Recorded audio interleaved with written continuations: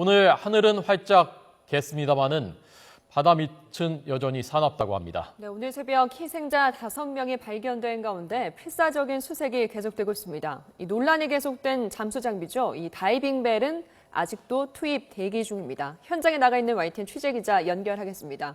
백종규 기자. 네, 세월호 사고 해역에 나와 있습니다.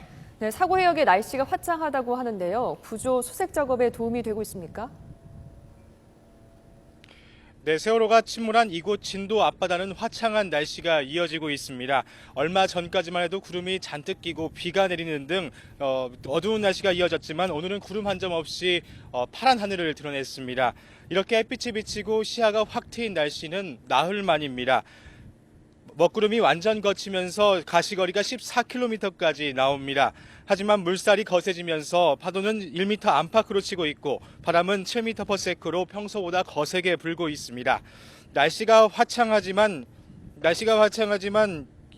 바닷속 상황은 전혀 달라 잠수요원들의 투입은 지연되고 있습니다. 이곳에서 1600m 떨어진 지점에 세월호가 침몰해 있습니다. 사고 해역엔 잠수요원들의 기지인 대형 바지선을 중심으로 해경 경비정과 군함, 어선들이 수십 척 떠 있습니다. 합동 구조팀은 오늘 잠수요원 100여 명이 들어가며 잠수를 시도한다고 밝혔는데요. 자정부터 지금까지 모두 15차례에 걸쳐 잠수가 이루어져 30명이 선체를 수색했습니다. 일단 오전 정조 시간 이후로는 조류가 강해 잠수요원들이 대기 중인 것으로 전해졌습니다. 잠시 뒤인 정조 시간인 오후 2시 23분에 다시 수색 작업을 시작될 예정입니다. 또 오늘 저녁 8시 59분에 물살이 약한 정조 시간이 한 차례 더 있습니다. 합동 구조팀은 사리 기간에 접어들어 거센 물살 때문에 수색에 어려움을 겪고 있는데요. 구조팀은 정조 시간을 최대한 활용해 4층 좌연선실과 5층 로비를 집중 수색 작업을 시작할 예정입니다.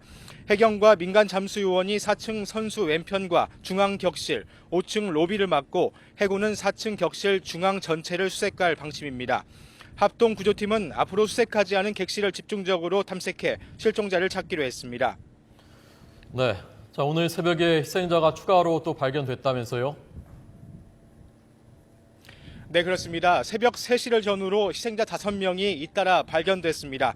4층 선수 부분에서 단원고 학생으로 추정되는 희생자 4명이 그리고 5층 로비에서 중년 여성이 1명 추가로 발견됐습니다.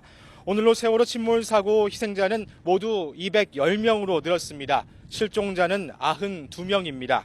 오늘 아침부터 지금까지는 물살이 거세다 보니 잠수요원을 투입하기가 쉽지 않았습니다. 새벽 이후로 추가 희생자는 발견되지 않았습니다. 이런 가운데 논란이 거듭되고 있는 다이빙벨을 실은 바지선은 어제 오후 구조 해역에 도착해 정박해 있습니다. 밤새 파도가 높아져 투입에는 실패했는데요. 정조 시간인 새벽 2시와 아침 8시에 다이빙벨을 투입하려 했지만 거센 물살과 바닷속 상황이 좋지 않아 우선 대기하고 있습니다.